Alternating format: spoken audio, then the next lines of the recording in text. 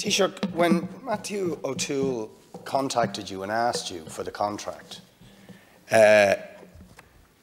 you didn't, if I understand correctly, you didn't check with the IMO and you didn't check with the Minister for Health or the Department of Health to alert them to the fact that you intended to give it to Matthew O'Toole. Now, I just wonder, could you explain why? Presumably you knew if he was contacting you, he couldn't get it through other channels. He was coming to you and you didn't check with Minister Harris, with the Department of Health or with the IMO to check whether this would be a problem for them. And it must have occurred to you that it might be a problem for them, because otherwise, if it was easily accessible, Matthew O'Toole would have got it. And was it possibly because you intended to give it to a friend, whether he was a good friend or not a good friend? Has that not something to do with the reason why you didn't check with the IMO or the Minister for Health or the Department of Health? Because the intention was to give it to a friend. And is that not the problem here?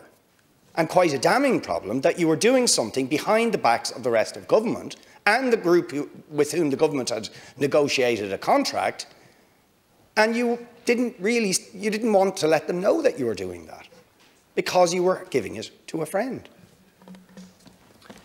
Deputy, as I explained earlier, this was somebody who is a friend but not a close friend. I have lots of friends who are GPs. I didn't give them a copy of this document. I only gave it to this particular person, Dr. O'Toole, because he was president of the NAGP and for no other reason. And I did so because we'd made a government commitment, announced many times by the Minister for Health in a government memo, that we would consult and inform and engage with the NAGP. And I thought it was appropriate. I took a decision. It was my judgment as Taoiseach, as head of government, that it was appropriate to share this document with them because they represented hundreds of GPs, maybe 1,200 GPs, and I wanted to see if I could mollify and negate any potential opposition to the agreement being ratified. But did it occur to you that you should have asked the Minister for Health, the IMO and the Department of Health before doing that and giving it to a friend? Did that not occur to you at all? I don't know about ask, Deputy. You know, when you are Taoiseach, you are the head of government.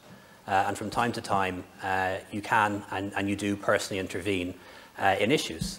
That, I know some people may see that as going over the head of a minister, but when you're the Taoiseach, you are actually the head. And when I was Minister for Transport, Tourism and Sport, there would have been occasions when the then Taoiseach, Enda Kenny, would have got involved in issues, would have got personally involved, would have intervened. When you're Taoiseach, every Tuesday and every Wednesday, here in the Dáil, the opposition call on you to intervene.